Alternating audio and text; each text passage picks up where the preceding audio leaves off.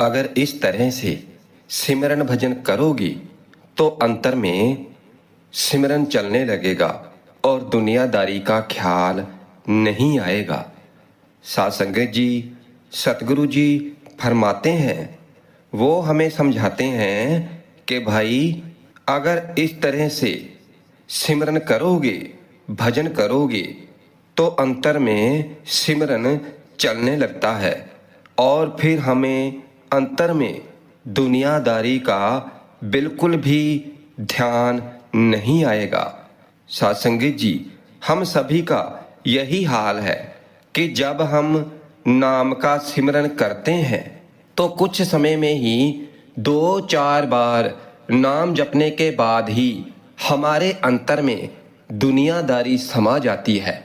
हमारे अंतर में दुनियादारी की वस्तुएं, शक्लें, यानी इसकी सारी की सारी माया हमारे ऊपर अपना प्रभाव डालना शुरू कर देती है। हम लाख कोशिश करते हैं कि हम जब सिमरन करते हैं तो हमारे अंतर में दुनियादारी का ख्याल ना आए, पर फिर भी ये दुनियादारी हमारी आँखों के आगे आ जाती है, छा जाती है और फिर हमारा सिमरन संपूर्ण नहीं हो पाता है और फिर हमारा सिमरन एक कारावाई ही बनकर रह जाता है। तो भाई ये एक कारावाई ही हुई जिसमें हमें कोई लाभ ही नहीं हुआ। यानी जैसे बैठे थे तो वैसे ही सिमरन में उठ गए, अंदर दुनियादारी का ख्याल चलता रहा, सतगुरु का तो अंदर ख्याल आया ही नहीं। और ये सब किसके कारण होता है? तो ये सब इस मन के कारण होता है, क्योंकि हमारा जो मन है तो ये एक बंदर की तरह है, इधर उधर भटकता रहता है। जैसे बंदर छलांग लगाकर कभी इस डाल पर कभी उस डाल पर, तो बिल्कुल इसी तरह हमारा ये मन है। यही हमें सही तरह से नाम का सिमरन नहीं करने देता है। अब हम बैठते तो हैं नाम का सिमरन करने के लिए, हम बैठते हैं आसन पर चौकड़ी लगाकर और फिर जैसे ही आंखें बंद करके सिमरन शुरू किया तो ये हमारा मन हमारी आंखों के सामने इस दुनियादारी को लाकर खड़ा कर देता है और फिर इस मन के कारण ही हमारा सिमरन भजन अधूरा ही रह जाता है। और हमारे साथ ऐसा ही होता आ रहा है। और ये प्रॉब्लम, ये शिकायत एक दो सत्संगी की नहीं है, ये तो हम सभी सत्संगियों भाई बहनों की है। जिससे भी पूछा जाए वो यही कहता है कि भाई सिमरन में मन नहीं लगता है, अगर बैठ भी जाए तो किसी ना किसी तरह तो ये मन हमारी चलने नहीं देता है, ये हमारे ख्याल को इधर उधर भटकाता रहता है और फिर हम सिमरन में आगे बढ़ ही नहीं पाते हैं। और हम कई बरसों से जहाँ पर खड़े थे तो आज भी वहीं पर खड़े हैं, हमारा कुछ नहीं बना है। अब जैसे मान लो कि हम भोजन की थाली को सारा दिन अपने हाथ में लेकर खड़े रहें और उस भोजन को खाएं ना, तो भाई फिर हमारी भूख कैसे मिटेगी? नहीं मिटेगी, क्योंकि हमारी भूख तो मिटेगी उस भोजन को खाने से। और बिल्कुल इसी तरह हम सारा दिन 24 घंटे चाहे हम नाम जपते रहें, लगातार जपते रहें और उस समय हमारा मन ही नहीं है उस नाम के सिमरन में, हमारा मन ही नहीं जुड़ा, हम नाम का सिमरन करते रहें और हमारा मन तो इधर उधर भटकता रहा। अगर हमारा मन ही नहीं जुड़ा तो फिर भाई हमें कुछ भी लाभ नहीं होगा, हमें कुछ भी हासिल नहीं होगा। हमें लाभ तो तब होगा जब हमारा मन इस नाम के साथ जुड़ जाए, और जब मन इस नाम के साथ जुड़ जाएगा तो फिर हमारे अंतर में कोई भी दुनियादारी का विचार नहीं आएगा, क्योंकि हमारा मन अब एक जगह पर टिक गया है और इसे अब नाम में रस आने लगा है।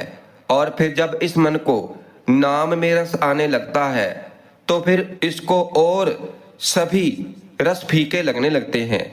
इस नाम के रस के आगे सभी रस फीके लगते हैं और फिर ही हमारा सिमरन भजन ऊंचे दर्जे का होता है। क्योंकि जब हमारा मन हमारे वश में है तो फिर हम इस मन से जो मर्जी करवा सकते हैं। फिर तो हम अगर अपने अंतर में सतगुरु के स्वरूप को लाते हैं तो फिर हमारे अंतर में सतगुरु का स्वरूप ही टिका रहता है। फिर और कोई ख्याल हमारे अंतर में नहीं आता, क्योंकि हमारा मन हमारे वश में है। मगर इस मन को वश में करना इतना आसान भी नहीं है। हाँ, अगर कोशिश करें, इसे प्यार से समझाया जाए तो ये समझ जाता है, वश में हो जाता है। और फिर जब वश में हो जाता है तो फिर तो कहना ही क्या है।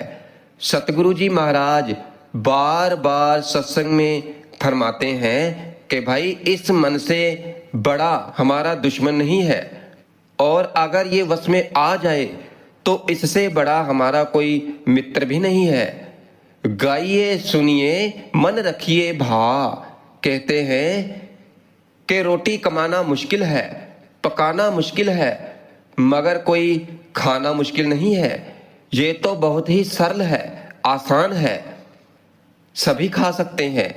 अब भजन आत्मा की खुराक है, मन की खुराक है, ये भी भोजन है, आध्यात्मिक भोजन है। ये कमाना तो बड़ा आसान है और पकाना भी आसान है, मगर खाना बड़ा मुश्किल है। ये जो खावे स्वासो, सतगुरु जी कहते हैं कि भाई अगर इस भोजन को कोई खाए, मगर इस भोजन को कोई खाए तो सही, पर कोई खाता नहीं है, भूखे के भूखे ही रह जाते हैं। अब नाम का सिमरन हमने 1 घंटा किया, 1.5 घंटा किया, पर मेरे मन ने तो 1 मिनट भी नहीं माना, नहीं सुना, तो भाई रह गए ना भूखे के भूखे ही। क्योंकि केवल पकाने से तो हमारी भूख नहीं मिट सकती है। अब मान लो कि हम सारा दिन राम राम रटते रहें तो यकीन मानना कि शोक संताप में रहोगे, कोई भी आनंद, कोई भी लाभ नहीं मिलेगा। भोजन बनाया है, थक जाएंगे, राम राम जपते जपते थक जाएगा। और हमने ऐसे थके हुए और टूटे हुए बहुत देखे हैं, क्योंकि अब तक तो इसकी थकान उतर जानी चाहिए थी और पकाने की भी थकावट उतर जानी चाहिए थी। और अगर कहीं ये खा लेता है भोजन, अब भोजन का खाना क्या है, ये को खावे ये को भुनसे। अब जुबान ने भोजन बनाया है, राम राम, अब ये भोजन तो बन गया है, पर इसे खाना कठिन है। मन सुने, और ये तभी सुनेगा क्योंकि जो ऊंचा ऊंचा बोलता है तो वो कभी किसी की बात नहीं सुनता है। क्योंकि किसी की अगर बात सुननी हो तो पहले चुप करना पड़ता है, और इस बात को तो हम सभी जानते हैं। हमें पता है कि अगर किसी की बात सुननी हो कि वो व्यक्ति क्या बोल रहा है तो पहले हमें चुप करना होगा, फिर ही हम उसकी बात को सुन सकते हैं। और यही हमारे इस मन का हाल है, क्योंकि ये किसी की सुनता नहीं है, क्योंकि ये चुप नहीं रहता। और अगर इस मन को सुनना है तो फिर इस मन को खामोश रहना पड़ेगा, मन को चुप रहना पड़ेगा। और इस मन को चुप रखना ही इस मन की एकाग्रता है। मन को खामोश चुप रखना ही मन का पवित्र होना है, निर्मल होना है। मगर ये हमारा मन तो बहुत बड़ा ढीठ है, ये तो चुप करने का नाम ही नहीं लेता है। और सतगुरु जी महाराज फरमाते हैं कि इस मन को चुप करने से ही उस परमात्मा को प्राप्त किया जा सकता है। तो भाई ये मन किस तरह से चुप करेगा, तो आप जी फरमाते हैं कि इस मन को उस परमात्मा की भक्ति में लगाओ, इस मन को समझाओ, मगर प्यार से समझाओ, इससे जबरदस्ती नहीं करनी है। अगर जबरदस्ती करोगे तो ये काबू में नहीं आएगा। अगर प्यार से समझाओगे तो ये काबू में आ जाएगा। जितना भी हो सके इस मन को सतगुरु के सिमरन की तरफ लेकर जाओ। सिमरन करते रहो और अपने अंतर में सतगुरु का ध्यान करते रहो। ध्यान इधर उधर जाएगा, ध्यान भटकने की कोशिश करेगा, मगर उसे भटकने मत दो। अपना ध्यान केवल और केवल अपने सतगुरु पर टिकाकर इन दोनों आंखों के बीच में माथे पर आज्ञा चक्र पर टिकाकर रखो। अब अंदर कई तरह के ख्याल आएंगे, क्योंकि इस मन की आदत है कि ये एक जगह टिक कर नहीं बैठता, क्योंकि इसे उन चीजों में रस आता है। अब चाहे आपका ध्यान 1000 बार क्यों ना भटके, तो आपको 1000 बार अपने ख्याल को सिमरन पर लगाना है। और हमें आज्ञा चक्र पर लाने के लिए, वहां पर अपने ख्याल को टिकाने के लिए हमें कोई चीज तो चाहिए कि जिससे हमारा ख्याल आज्ञा चक्र पर टिका रहे। तो हमने आपको पहले ही बता दिया कि अपने सतगुरु का ध्यान करें। अगर कोई ख्याल आए, विचार आए तो आने दो, उनका पीछा मत करो, यानी उनके अंदर खोना नहीं है। फिर जैसे आए थे तो वैसे ही चले जाएंगे, उनसे छेड़छाड़ नहीं करनी है। आप केवल अपना काम करते रहें। जो सतगुरु ने हमें 5 नाम दिए हैं तो उनका सिमरन करते रहें और ध्यान सतगुरु की तरफ रखना है। और याद रखना है 5 नामों को जिस तरह से हमें सतगुरु ने बताए हैं तो उसी तरह हमें उन नामों को जपना है, दोहराना है। ध्यान रखना है कि पहला नाम और उसके बाद में दूसरा नाम और फिर तीसरा और फिर चौथा और 5वां नाम। नामों को आगे पीछे लाकर नहीं जपना है कि जो पहले नाम जपा और फिर तीसरा नाम जपने लग गए या चौथा नाम जपने लग गए, यानी आगे पीछे जपकर हमने 5 नाम जपना शुरू कर दिया। तो नहीं, ऐसा नहीं करना है। जैसा हमें सतगुरु ने बताया है तो उसी तरह जपना है। पहला नाम, दूसरा नाम, तीसरा नाम, चौथा नाम और 5वां नाम। तभी तो कहते हैं ना कि हमें नाम का सिमरन करते समय जबरदस्ती नहीं करनी है। बड़े ही प्यार से और ध्यान पूर्वक नाम का सिमरन करना है। अब कोई मुश्किल जो नए सत्संगी हैं तो उनको आ सकती है, मगर बाद में जब उनका अभ्यास बन जाता है तो फिर वो तरतीब के अनुसार ही नाम का सिमरन करते हैं। उनको मुश्किल आ सकती है जो नए सत्संगी होते हैं कि कभी पहला नाम जप लिया और दूसरे को भूल गए और तीसरा जपने लग गए और तीसरे के बाद दूसरा जपने लग गए। उनको भूल हो सकती है, मगर जब वो जपते रहते हैं तो फिर उनको भी पता लग जाता है और फिर वो तरतीब के अनुसार पहला, दूसरा, तीसरा, चौथा और 5वां नाम जपना शुरू कर देते हैं।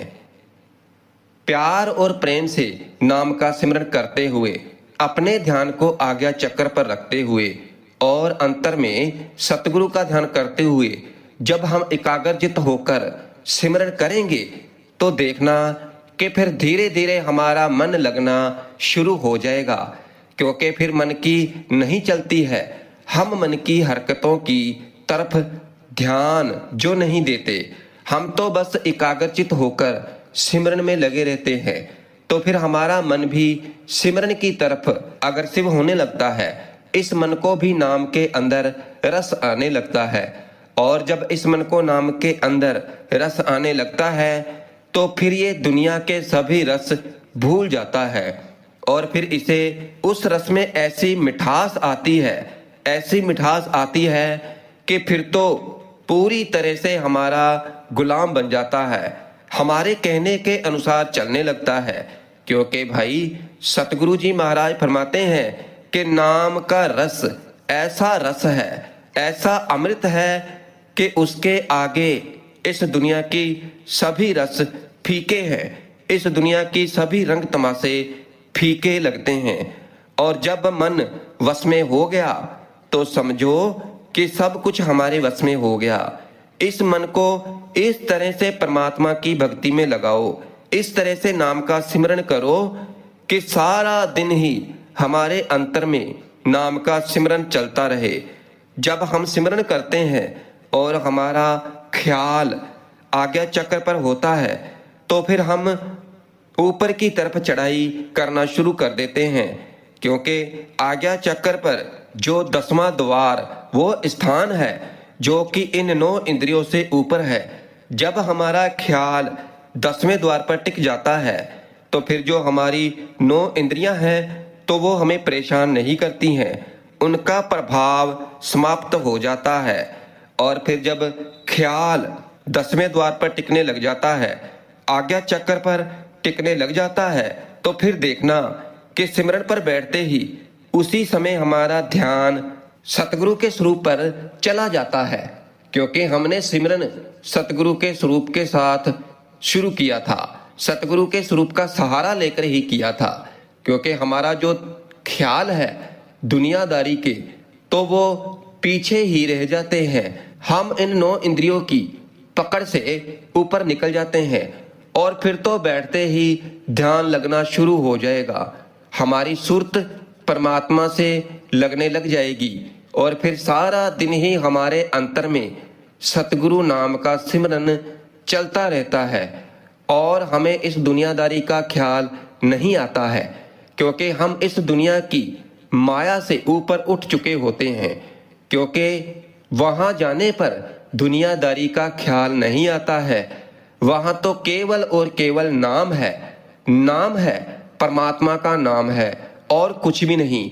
दुनियादारी का ख्याल तो इन 9 द्वारों में ही नीचे रह जाता है, और जो जीव आत्मा इन 9 द्वारों से ऊपर उठ जाती है तो उनका तो जीवन सफल हो जाता है, उनका आवागमन का चक्र समाप्त हो जाता है और वो सतगुरु के सच्चे मार्ग पर चलने के लिए, जिसे सचखंड कहते हैं, सतलोक भी कहते हैं, तो वो वहां पर जाने के काबिल बन जाते हैं और फिर सिमरन करते हुए, भजन करते हुए बड़ी ही आसानी से अपने असली घर में पहुंच जाते हैं, परमात्मा की शरण में पहुंच जाते हैं।